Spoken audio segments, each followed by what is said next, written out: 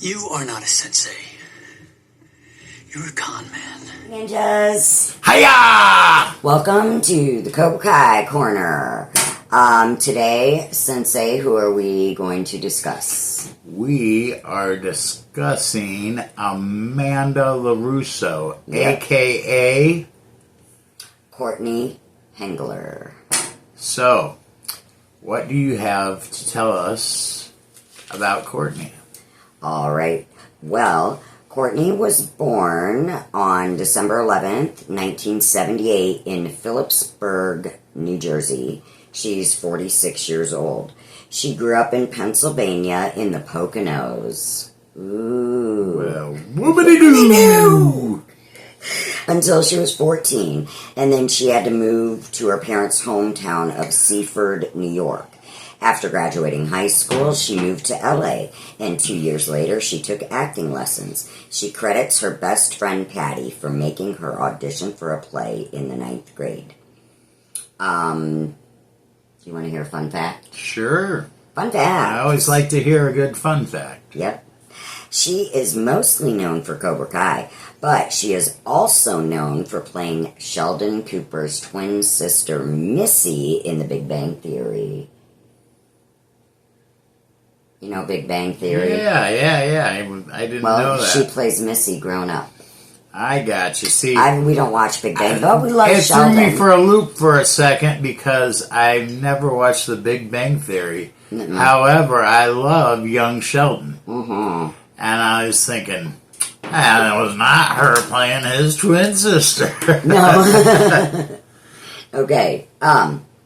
Now, this is kind of sad to me, but I get it, okay?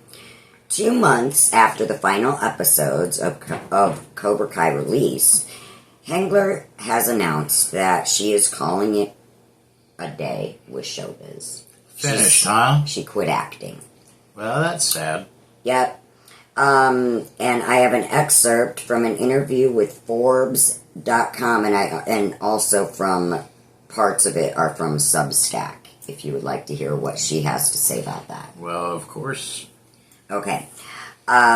She says, quote, "After 20 plus years of fighting the good fight in the acting business, I hung up my gloves. I called my agents and told them I was tapping out. I no longer wanted to be a cog in the wheel of the machine." She said all the years of acting had taken a toll on her. She said, "All I've ever known in my professional life was acting, but not even the art or craft of acting. All I ever knew was the hustle, the grind, sprinkled with the odd acting job. Perhaps a role or two, or a line or two to TV's Dr. House. Sorry. That's it. That was my line." She just had sorry in house, okay? She goes, "Genius." Over the years, she has appeared in a lot of guest roles, right? She said, "We survived on the crumbs. We filled our cup with the possibility, our mugs with delusion. Our plates were empty, but a golden goose hung over our heads. Today might be the day. Today I might reach that golden goose. 20 plus years of this. I'm hungry. I'm considered one of the lucky ones. I was on a series, a successful series. I made money. My face was on the billboards I longed for 20 plus years. I was directed by George Clooney, for God's sake. This, by all definitions, is the golden goose." She said that she silenced this little voice in her head telling her to keep, just to walk away. Well, she has finally listened to that little voice. Well, it's interesting. It's sad to me, but she's a great actress. It's interesting because, the old phrase is, if you do what you love for a living, you never have to work a day in your life. Yeah. Let me submit to you the other side of that, which is what I think she experienced, and I have experienced it too, which is when you start doing something that you like as a job, it's no longer fun. I like to becomes cook. a chore. I like to cook, but I don't like to cook in a restaurant. Right. And he's a great cook. It's not fun. I can do it, but I don't like to do it because now it's something that I have to do, which, you know, that's how I kind of think she got to feeling about it, you know what I mean? Yeah. So... tired of just the it chasing can work. the dream. I guess it can work both ways. Maybe it does work the other way for some people, and they feel like they never have to work a day in their life. That's great for them. But, yeah, lucky. Very, very blessed people that get to do that. You know, at least not how it worked out for me. So, Warning. Anyway, let's talk about her role as AmandaLarusso. Yes. She kind of switches it up back and forth a little bit throughout the series. She starts out as being the lenient parent when Daniel's kind of the stricter parent. She throws that pool party with Kyler and all his friends, and they come home, and Daniel kind of rakes her over the coals, and Amanda's the lenient one. And basically comes down on Daniel for embarrassing her. Yeah, she's like, let her have fun. But throughout the series, you really learn to appreciate Amanda, because you learn, even though she seems affluent, you find out that she wasn't always that way. She came from some different roots as well. And especially, you can tell whenever Johnny says something, she gets a kick out of it. You know, like when he said he was going to shove Terry Silver's ponytail up his ass. Yeah. They pan over to Amanda, and she's got this little smirk on his face. And that's only one example. There's a few different times throughout the series where that happens. And it's reciprocated back by Johnny to her when she says some different things or hits somebody or whatever. And Johnny's like, like old school vibe. Like, and it's interesting because Amanda has to walk kind of a tightrope in between wanting to protect her daughter and also feeling bad for Tori and how she's growing up and wanting the best for her, even though she's constantly trying to hurt her daughter. So that's a kind of a little rough little tightrope to walk, you know. Anyways, throughout the series, when Terry Silver's introduced, things go really south between Amanda and Daniel. And you almost can't blame her. But then she goes and talks to her sister, which, as you may remember, was Daniel's friend in the third Karate Kid movie. Yep. And then when she comes back from that trip, she basically grounds her and be like, hey, Daniel's not going overboard. This dude's a psychopath. Don't blame him. And she comes back as a more of a supportive wife role at that point. But she always comes off as being well put together. She's the one that runs the frickin' car lot. She's the one that convinces Kenny and her son to mend fences. It's like Amanda always gets things put together. Like, anytime Daniel and Johnny are arguing, she always comes in and just talks shit and puts an end to it, you know? So Amanda is a peacemaker. And she's supportive. And that's basically what her character evolved into. I mean, she always was. It's really interesting at the first All Valley tournament. The karate mom. How she was all dressed in She costume. I loved that.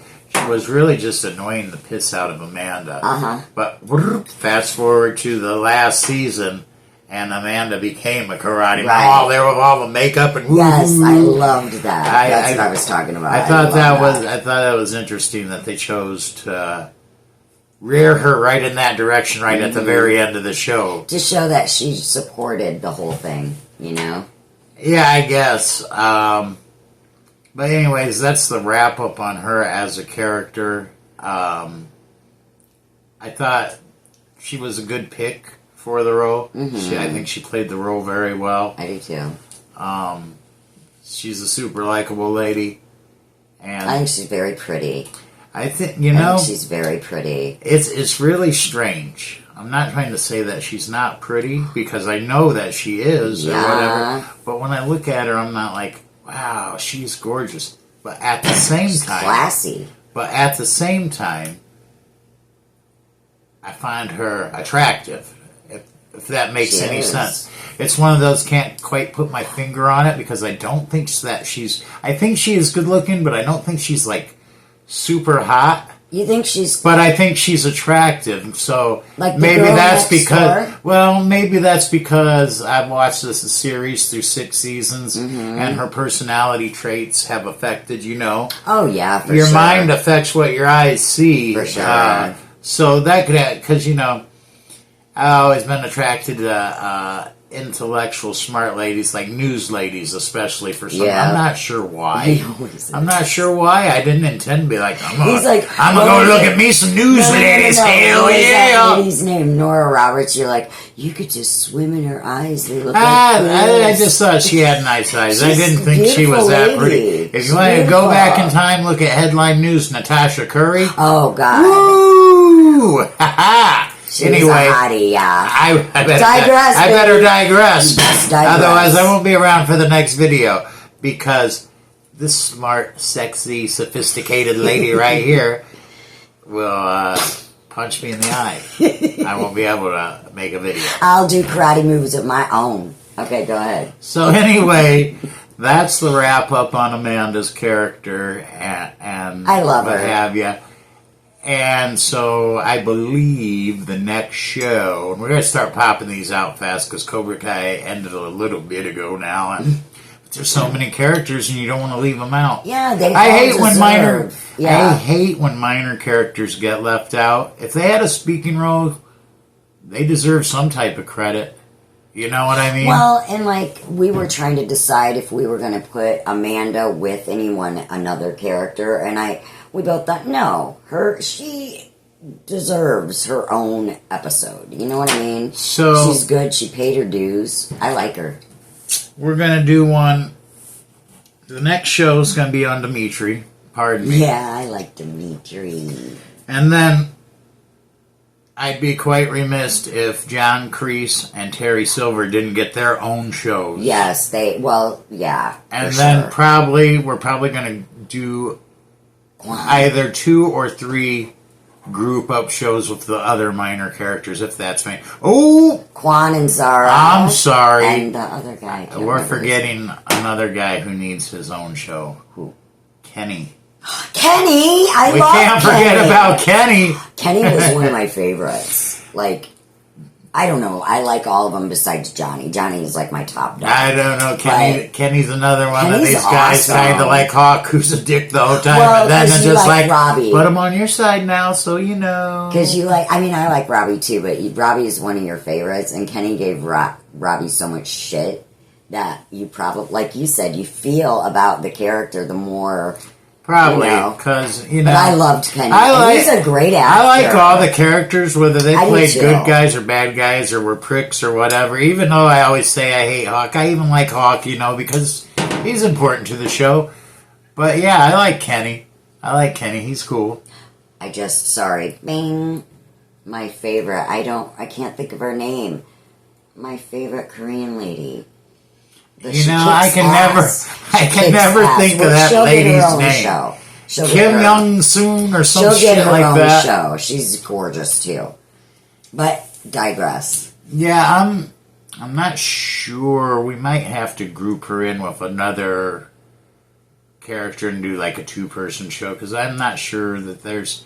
she just came in at the end of the series, so that leaves very little for me to say about her. I'm sure you'll dig up plenty of good stuff about her or whatever. I will. But it's not going to leave me with a whole lot to say about her. Other than just my usual commentary, which, as you can tell, runs longer than it should anyway, so... Yeah. Maybe we will give her own show. I think she needs her own show, dude. That's just because you like her so much. I love her. I do. I I actually look forward to doing John Kreese. In fact, after Dimitri, I do too. I've made it. Interesting. I've made a decision. As the man. I've made a decision. Yeah. After Dimitri, it's John Kreese. Let's get it done. Let's do it. Because I think you're going to have a ton to say about him. I am so excited. I have a ton to say about him. Personal acting career, and I'm super glad that they brought him around at the end and made him someone that you can still love. Yeah. So that's cool. Anyway, that's it for me. As far as I go, as far as what I have to say about AmandaLarusso, this is Sensei Daniel saying, Hiya! And this is Shelley saying, please do all things, like, subscribe, share, and hiya.